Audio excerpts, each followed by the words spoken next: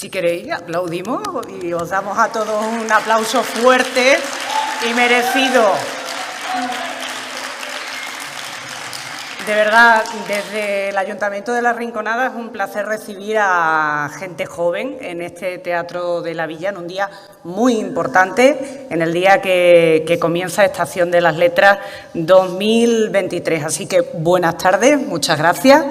Un guiño, el de hoy, a la gente joven, aproximadamente 100 estudiantes que nos acompañan de diferentes centros de nuestro municipio. Guiño a la juventud y guiño a la poesía, porque hoy es primavera y también es el Día Mundial de la Poesía, que según la RAE es la manifestación de la belleza o del sentimiento por medio de la palabra. Hoy vamos a tener la oportunidad de conocer la palabra, la voz de los libros, de la mano de una magnífica escritora, periodista y profesional como es Mercedes de Pablos, que se encuentra con nosotros. Pediría un aplauso fuerte para ella, para nuestra pregonera.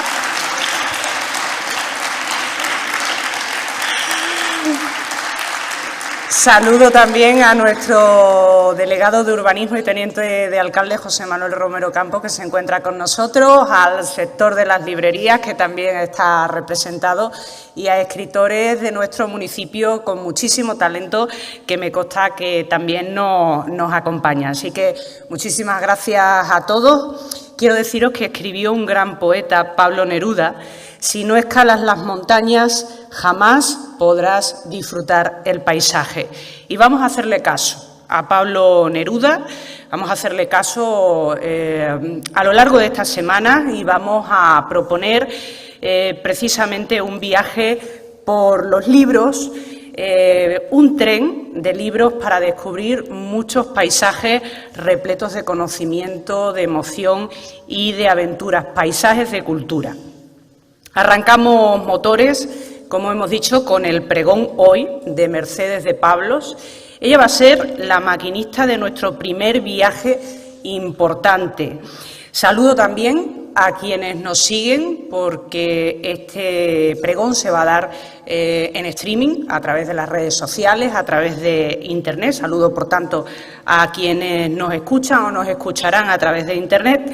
Y de manera muy especial, como hacía anteriormente, a este público joven que está hoy en el Teatro de la Villa, a nuestros estudiantes, me han dicho, del Instituto Carmen Lafón. A ver cómo suena ese aplauso.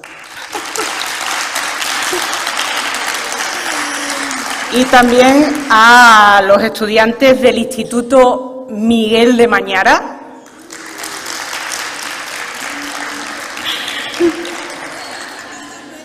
Institutos comprometidos con la cultura, que tienen la cultura en su plan de centros y que vienen a escuchar, que vienen a aprender y además, pues, sabiendo, como saben sus directores, a los que agradecemos su participación, que este programa de Estación de las Letras tiene una misión importante, que es seducir, que es conquistar a la gente joven.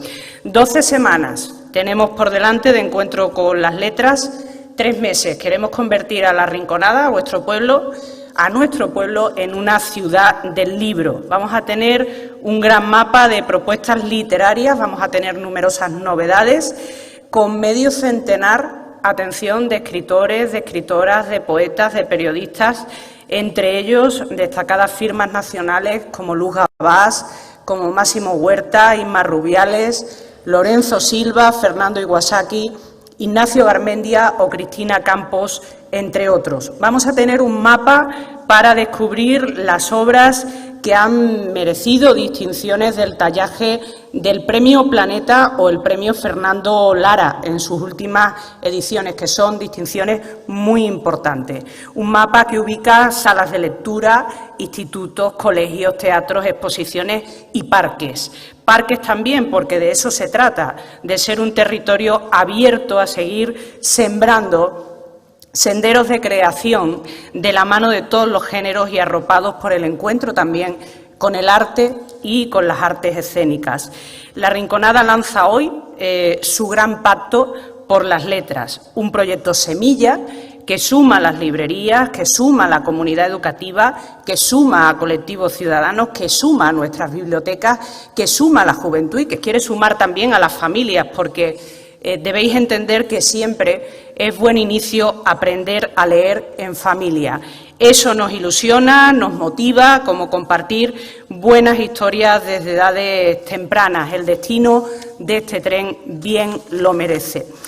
Tengo que deciros que vamos a cumplir 10 años, una década, y que, por tanto, tenemos que celebrarlo bien y que este año no va a ser un año más. Estación de las Letras se propone una primavera con muchas páginas, con muchas hojas por descubrir, con espacios violeta para construir igualdad, con letras para mujeres y escritas por mujeres, con el reconocimiento a las trayectorias de 3 escritoras brillantes, como Marta Robles, como Carmen Posadas y como Almudena Grandes, a título honorífico. Ellas serán los premios Factoría Creativa 2023 que otorga el Ayuntamiento de La Rinconada.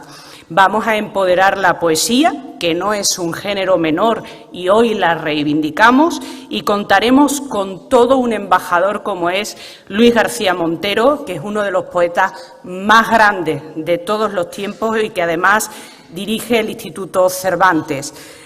Vamos a rendir homenaje al Nobel José Saramago, a sus libros, abordaremos su obra también desde una mirada artística. Vamos a descubrir una gran cerámica que va a presidir la plaza que lleva su nombre desde la Biblioteca de La Rinconada. Vamos a tener suspense, intriga, con una semana volcada en la novela negra como protagonista y el ciclo que va a dirigir Salvador Gutiérrez Solís. Os vamos a presentar los cuadernos pedagógicos de una maestra, de Eva Díaz Pérez. Vamos a reivindicar su trabajo al frente del Centro Andaluz de las Letras y vamos a contar con su enorme profesionalidad para hacer una misión de descubrimiento a Almudena Grandes y a todo lo que significa su figura, la ética de sus libros, la memoria, la escritura contra la represión, el rescate a mujeres silenciadas y esos capítulos tan importantes de su trayectoria que plantan cara a los totalitarismos y a las falacias y al ruido. Tenemos la obligación de no esconder, y no lo haremos, a la creación andaluza, a los creadores locales. Vamos a protegerlos, a cuidarlos. Vamos a mostrar la literatura emergente, a la gente joven que empuja con fuerza y que tiene mucho talento por descubrir. Gente que merece ser profeta en su tierra. Vamos a fomentar ferrocarriles de largo recorrido porque este tren quiere arraigar la cultura del libro gracias a proyectos como el que lanzamos en su día junto a la Fundación José Manuel Lara. Lo decíamos antes, Estación de las Letras es un proyecto semilla para una primavera que quiere flores y una primavera que quiere libros. Sembrar libros, libros para que consigamos abrir la mente, porque leer abre la mente, leer abre el corazón, sembrar libros es sembrar futuro.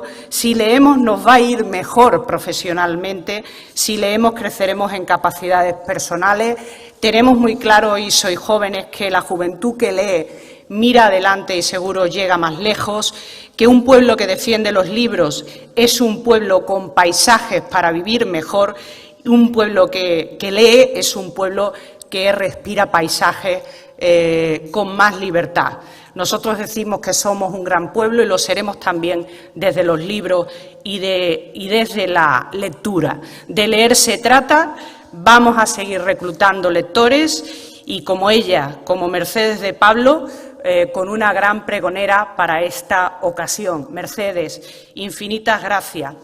Estamos convencidos de que esta edición no podía tener mejor pregonera. Ella es entusiasta, es vitalista y sigue con la misma ilusión que aquella joven periodista que llegó a Radio Sevilla desde Madrid. Ha sido testigo y voz del proceso de conquista de la autonomía andaluza, al que justamente nos acercamos estos días también desde nuestros institutos y desde el Museo de La Rinconada. Ella es memoria viva del periodismo, pero del buen oficio, capaz de generar contactos y amistades, que no es fácil, en todo el arco político. Pregunten por ella, les dirán que es una gran profesional, les dirán que sabe mandar, y esto de ser mandona, de ser una buena mandona, es siempre un halago, porque cuando hablan de que es una magnífica jefa, lo ha sido porque habla el mismo idioma que los currantes y lo habla por conocer los entresijos de lo que se trae entre manos como nadie, porque viene justamente de aprender desde abajo. Me han dicho al oído que nunca hubo que escribirle un discurso, porque su palabra es suya, su opinión también, y la defiende con fuerza, con toda la pasión y la contundencia de la oradora experimentada que sin duda es. Se lo ha ganado poniendo ladrillos de esfuerzo y de empeño. Es curiosa, polifacética, siempre dispuesta a aprender, es crítica. Mercedes no se calla una. Ella es la personificación del desparpajo, es un torbellino de energía en estado puro y una voz autorizada con capacidad de hablar de cualquier tema, porque si no lo conoce, sabrá siempre dónde investigar y dónde documentarse para hablar con criterio. Da bien en la radio, da bien en televisión y escribe metafóricamente en mayúsculas. Escribe bien porque ha leído mucho, porque para escribir bien, sin duda, hay que leer mucho.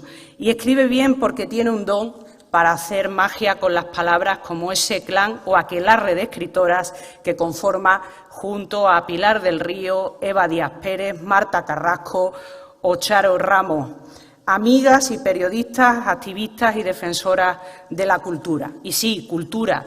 Ella es un referente cultural, ella es un referente también del feminismo. Su carrera profesional la vincula a la SER, a Radio Nacional de España, a Canal Sur, a Andalucía Abierta Radio, al Consejo Audiovisual de Andalucía, al Centro de Estudios Andaluces, una institución que prestigió con su rigor e independencia y que hoy está bien lejos, desafortunadamente, de sus pasos. ¿Cuánto te echan de menos? Mercedes cultiva el arte de la columna periodística, colabora, opina en Diario de Sevilla, en medios como El País, en el diario.es. Sepan que ha sido Premio Andalucía de Periodismo, sepan que ha sido Premio Meridiana a la Igualdad en Andalucía, sepan que también ha recibido mención honorífica del Premio Adriano Antinó en su defensa del colectivo LGTBI. Atesora una obra narrativa donde el relato juega con la forma, el dato con el compromiso, la información con la sensibilidad creativa. Con estas mimbres, siempre atenta a la presencia de Andalucía y su legado histórico y autonomista, Mercedes construye una narrativa abierta, dura, a veces íntima y siempre situando con magisterio al lector en el tiempo, la acción y el espacio. La cultura siempre ha formado parte de su vida, siempre pondrá latido a la vida de Mercedes de Pablos, nutre el ADN no solo de su pluma, sino también de su palabra. Una mujer humanista, una mujer culta, en la conversación rotunda, pero dialogante, dinámica, pero reposada. Es donde el entusiasmo se da la mano con el oído atento y la discrepancia con el respeto por el otro. La charla, la reflexión hablada, el sano debate es el medio que nos cautiva también en Mercedes de Pablos. Con una sonrisa sempiterna ella lo va a remarcar. Desapruebo lo que dice, pero defenderé hasta la muerte su derecho a decirlo. La admiración de muchas formas en su obra, en su trabajo y en su manera de ser. Y es en la palabra fresca y en la esperanza del discurso, en la sentida conversación del cara a cara, donde fuerte y generosa se nos revela pura, en el feliz encadenamiento de las palabras que lleva el lector al amigo, a la compañera, a la audiencia, a ese espacio plácido e inquietante del pensamiento y la memoria. Menuda grandeza la tuya, Mercedes, te recibimos pregonera con un fuerte aplauso. Tuyo es este atril. Muchas gracias.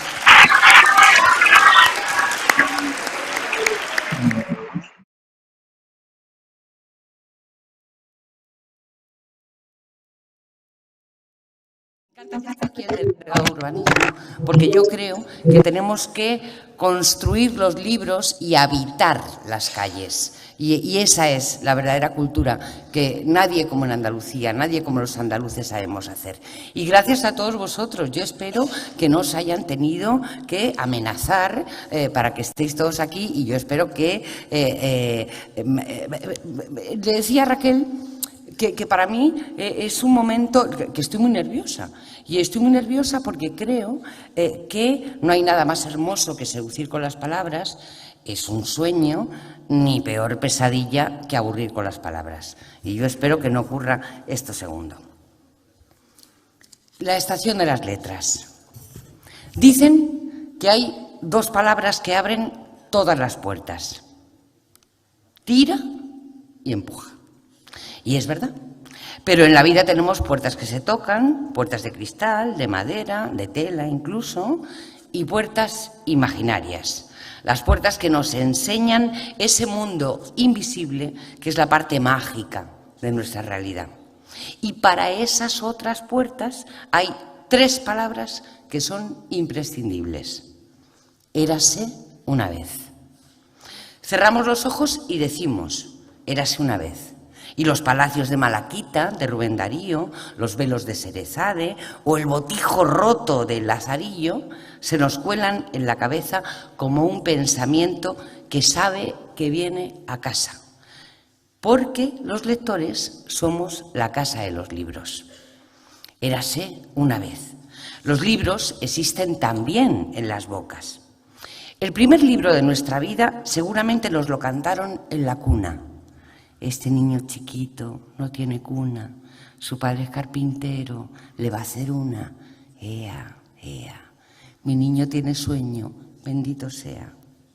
Nuestros primeros cuentos nos abrieron las puertas de los sueños. Soñar dormidos y soñar despiertos. Viajar al centro de la tierra o habitar Macondo. Conocer el Egipto de Sinué, los molinos de vientos de los campos de Tristana o las lágrimas de una maga que vino de Zaragoza a Sevilla y Córdoba para que el hijo del señor feudal perdiera peso y pudiera al menos subirse a un caballo.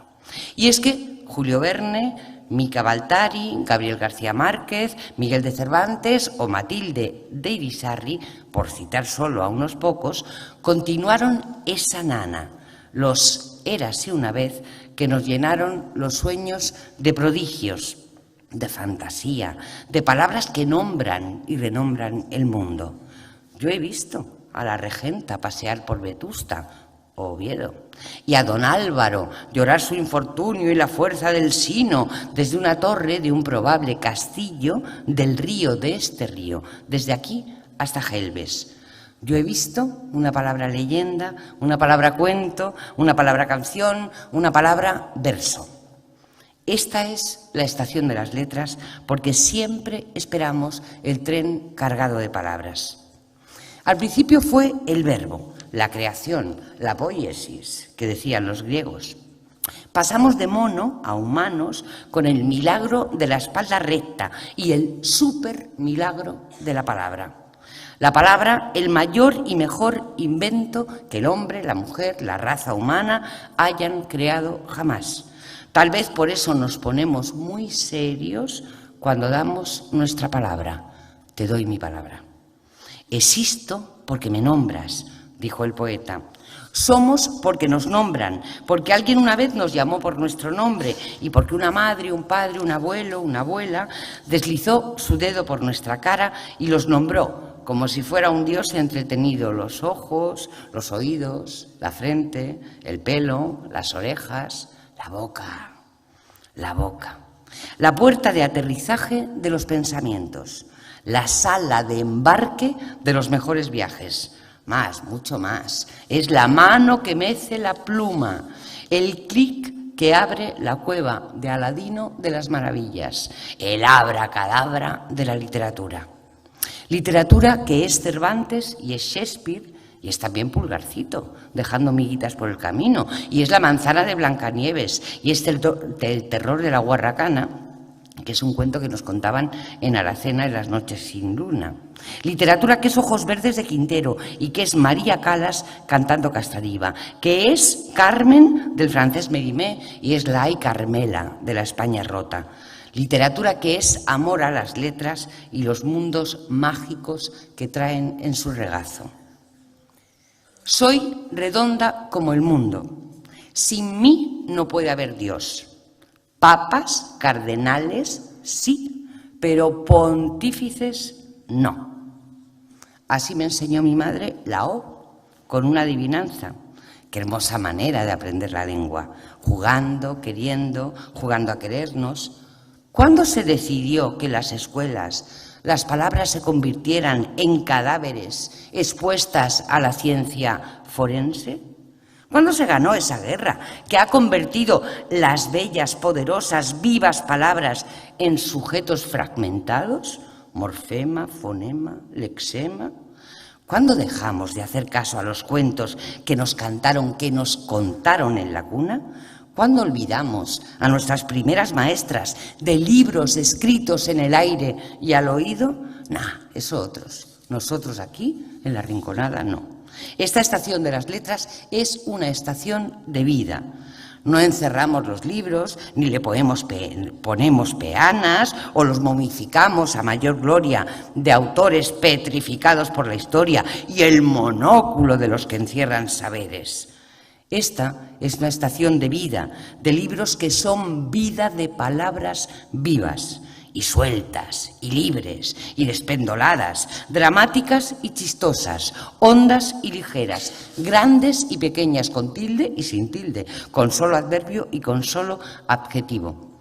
Palabras y libros como aventuras, las niñas de la estación, los niños de la estación, los lectores y lectoras de la estación de las letras, aventureros y exploradores. Porque los libros nos pasan. Los buenos libros son trenes a los que nos subimos para emprender un viaje, lo ha dicho Raquel, del que nunca vamos a volver siendo los mismos. Carmen Martín Gaite, una de las mejores escritoras de nuestra lengua, llamó a la literatura que fue su vida el cuento de nunca acabar. Porque todos tenemos un cuento que contar, y es nuestro, y es propio. El premio Nobel chino, Cao Xinyan, que pasó años y años en un campo de reeducación, decía que su mente siempre fue libre, que ni el amor ni la fe pueden imponerse ni tampoco amputarse. No podemos obligar a amar o a creer, como es imposible obligar a dejar de creer o a dejar de amar y a soñar. La capacidad de los seres humanos de trascenderse, dice la filosofía, que es soñar. La capacidad de darle la vuelta al día en 80 mundos, dice Julio Cortázar. Cortázar, por ejemplo, qué gran viajero de esta estación, capaz de convertir una casa, la casa tomada, en un ser vivo, o de explicarnos que cuando nos regalan un reloj, somos nosotros los regalados al reloj. Capaz también de inventarse unos seres, los cronopios, que son intraterrestres, o sea, terráqueos extraordinarios, como nosotros mismos cuando dejamos la cabeza volar, cuando dejamos que los libros nos atrapen, cuando subimos a la estación para un viaje de ida y vuelta, que nos amplía el yo, como si fuera un mapa infinito, porque somos un mapa infinito. Nosotros, los lectores, un universo con todos los planetas. Nos cabe el Principito y ese país suyo diminuto, y nos cabe Gulliver y ese paseo por los liliputienses y por los gigantes. Nos cabe Troya porque arde Troya cada vez que dejamos que nos seduzcan con una buena historia. Érase una vez. ¿Hay libros buenos y hay libros malos? Seguramente hay libros que cambian la historia de la literatura por su precisión, por su esmero, porque son muy buenos, están muy bien escritos. Y hay libros que se leen una vez y luego se olvidan, se cierran, ya está, pero han tenido su momento. Porque los lectores también somos libros, con días buenos, con días sublimes, con días históricos y días en los que la cabeza pide que las cosas sean fáciles, también olvidables. No podemos recordar cada momento. ¡Qué suplicio! Le pedimos a la literatura lo que sería insoportable en nuestra vida. ¿Imaginan? Como si cada segundo del día estuviéramos inaugurando un pantano. A eso solo aspiran los petimetres que sueñan con ser superhombres, a pesar de su enana estatura, los dictadores, los totalitarios. Los grandes hombres y las grandes mujeres, los de verdad, se trascienden también desde la intrascendencia. O no pudo Homero, se imaginan, saborear una fruta, o no pudo Dante tirarse a la Bartola una tarde al sol, no pudo Tolstoy regar su huerto tranquilamente en su dacha rusa. Un escritor muy estrambótico, muy genial, que está vivo afortunadamente, muy instruido, César Aira, dijo hace poco en una revista: adoro a Peppa Pig, ¿sí? La cerdita de los dibujos animados, que solo quienes andan con la crianza de hijos o de nietos pueden conocer. Ya ven, un señor que traduce en 7 idiomas, un intelectual reconocido y para colmo argentino, asegura que el mejor momento de su día es cuando a las 8 de la tarde se sirve un whisky y se pone en la tele Peppa Pig. Érase una vez una cerdita alemana. O nadie de aquí se ha enamorado del corto maltés, el protagonista de un cómic que podría haber escrito Oscar Wilde, o al menos Oscar Wilde también se habría enamorado del corto maltés. ¿Cuál de los dos es más real? ¿Quién sigue vivo? ¿El autor de La importancia de llamarse Ernesto o el personaje? Porque a veces los escritores son personajes. Aunque nunca hayamos leído a Kafka, todos sentimos qué significa que una mañana un hombre amanezca convertido en insecto. No hace falta leer la Metamorfosis para sentir la metamorfosis. A Oscar Wilde, su imagen romántica de rebelde sexual y atrabiliario juerguista, su personaje, le ha sobrevivido tanto que seguramente la última frase de su vida sea la más recordada. Saben que cuando sintió morirse sin pagar el alquiler, debiéndole dinero a todo el barrio latino, tiritando de frío en una buhardilla de París, encargó al bistró de abajo champán y ostras e hizo el más salvaje de los epitafios. Muero por encima de mis posibilidades, dijo. Qué gran final de novela, ¿verdad? Fíjense que Gregorio Samsa, el que se convirtió en cucaracha en Praga, nos encaja exactamente en el érase una vez que defendemos en esta estación de las letras, que es la estación de los libros, porque es un pedazo de historia, porque hay historias que se convierten casi en forma de vida. Sentirse extraño y fuera de todo, hacerse una metamorfosis, aunque uno jamás haya escrito una carta furiosa a su padre, ni haya vivido en Praga, y menos a principios del siglo XX. A veces, lo hemos visto, importan los finales, y otras veces, fíjense, lo que importa es el principio. En un lugar de la Mancha, un érase una vez que le salió Niquelao a Cervantes. Tal vez ustedes no hayan leído nunca 100 años de soledad, la novela más famosa de García Márquez, pero les va a sonar el comienzo. Muchos años después, frente al pelotón de fusilamiento, el coronel Aureliano Buendía había de recordar aquella tarde remota en que su padre le llevó a conocer el hielo. Érase una vez. Y es posible que a ustedes de Dickens les suene la imagen de un Londres siniestro, lleno de niebla y de niños muy pobres, pero no les parezca extraño el comienzo de una de sus novelas menos conocida, Las dos ciudades, una obra muy poco leída, excepto este principio. Era el mejor de los tiempos, era el peor de los tiempos, la edad de la sabiduría y también de la locura, la época de las creencias y de la incredulidad, la era de la luz y las tinieblas. Es un érase una vez bastante sesudo, pero funciona muy bien. porque todo se puede contar. Es lo que defendía Carmen Martín Gaite, de la que he hablado, que aseguraba que hasta la física cuántica podría contarse, que todo, absolutamente todo, nos llega si nos lo cuentan bien.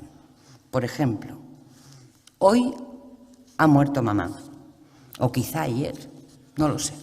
Recibí un telegrama del asilo. Falleció su madre, entierro mañana, sentidas condolencias. Este es el principio del extranjero, de Camus o Camus. Otra novela cuya atmósfera a nosotros, a los europeos, se nos ha quedado como herencia, como el cuento que apenas con meses de vida nos contaba, y aunque no lo recordemos, es ya el ADN de nuestra memoria. Camus vino a la guerra de España para defender la República, y Camus amaba el fútbol. Tanto que aquellos que pierden la cabeza por ese deporte lo ponen de ejemplo para demostrar que el fútbol no es incompatible con la literatura ni con la cultura. El escultor Chillida fue portero de la Real Sociedad, no sé si lo sabían. Y el Nobel portugués José Saramago, tan nuestro también, y que vamos a tener en La Rinconada, cuando volvió de Estocolmo a Lisboa, sabiéndose el más galardonado en su lengua, dijo: me siento como el Benfica cuando gana. Y eso que era muy crítico con la pasión desmedida y a veces desalmada de ese deporte. Aquí no, el dibujante de Mafalda le quitaba el sueño el Avellaneda, su club de Buenos Aires. Eduardo Galeano, otro escritor, lo hizo arte escrito. Como todos los uruguayos, toditos, yo nací gritando gol, dijo. Incluso grabó un memorable programa de televisión sobre leyendas y mitos futboleros. Érase una vez. Érase una vez El miedo del portero al penalti, la novela más famosa de otro Nobel, el muy rarito pero grandísimo escritor austríaco Peter Handke. Atención, spoiler, la novela no tiene absolutamente nada que ver con los balones. Sin embargo, el leonés, Julio Llamazares, tiene un precioso relato que se llama Tanta pasión para nada.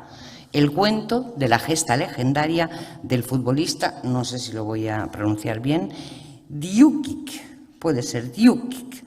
Ya ven, la literatura puede contarlo todo. Es contarlo todos. Érase una vez, éramos una vez. Porque muchas supimos de la cerveza de jengibre, ahora tomamos jengibre porque lo hay en cualquier supermercado, con la prolífica Enid Blyton y esa saga de chavalerío que cuando yo era joven nos hizo crecer soñando, habitar internados donde se pasaba muy bien y además se comía por la noche sardinas en lata con leche condensada, una marranada. Porque las niñas raras nos refugiábamos en la literatura. Queríamos ser Josephine, la hija díscola de Mujercitas, la que escribía y leía comiendo manzanas en el desván, leer como síntoma de rebeldía. Tienes la cabeza pájaros, nos decían, los pájaros de los libros, el vuelo libre de los libros. La imaginación, la loca de la casa, que bien lo cuenta la escritora Rosa Montero. Éranse una vez esas heroínas que traspasaban la educación segregada en la que yo crecí. Y además del orgullo y prejuicio, o sentido y sensibilidad, o los pazos de Ulloa, nos permitían con los libros de ellos ser piratas y bucaneros, con Conrad, con Kipling, con Melville, y hasta ser perros, como el perro Kazán, el héroe de Courbet, y dar la vuelta al mundo, y llegar al centro de la tierra con Verne. En nuestra cabeza todas podíamos elegir quién ser, porque podemos elegir quién ser. Qué peligrosas lecciones de los libros. ¿Por eso los queman? ¿Los que nos quieren metidas en corsés? Los libros son tan libres que no pertenecen siquiera a sus autores. Uno de los invitados a esta estación de las letras, el autor de una de las mejores novelas de los últimos tiempos en español, El olvido que seremos, Héctor Abad Faciolice, me dijo aquí mismo, en La Rinconada, que podíamos llamar a una avenida Viaje al fin de la noche. la maravillosa novela de Céline, pero nunca darle el nombre de su autor a una calle, por su antisemitismo y su colaboración con la Gestapo en el Holocausto. No nos hace falta que Neruda amara bien para que sus versos de amor nos hagan amar mejor. Puedo escribir los versos más tristes esta noche, porque los libros nos hacen mejores. Ser héroes, ser descubridores de asesinatos, incluso asesinos, también nos permiten ser invisibles. El hombre invisible, el mejor de los poderes mágicos, poder colarse en los salones de Rouen del brazo de Emma Bovary o al claustro de la Catedral de Vetusta, ocultos con Ana Ozores, la regenta. Aunque para ellos, no Emma ni Ana, Madame Bovary, c'est moi, dijo Florel, sino a las escritoras, a los escritores no, a las escritoras, el ser invisible no haya sido precisamente un superpoder, sino un maleficio. De todo el realismo español del siglo XX, citamos autores que sobrevivieron incluso dentro y fuera de la dictadura. Ramón J. Sender, Ignacio Aldecoa, Francisco Candel, pero olvidamos, por ejemplo, a Luisa Carnés, posiblemente la más sólida e inteligente pluma que retrató la vida de los trabajadores, de los excluidos, de los pobres. Si con Dickens lloramos por los niños de Londres, de la Revolución Industrial, si leemos a Carnés, el Madrid de las mujeres de Tea Room nos va a conmover. Esta primavera, esa novela, que se llama Tea Room, se va a convertir en obra de teatro en el Lope de Vega.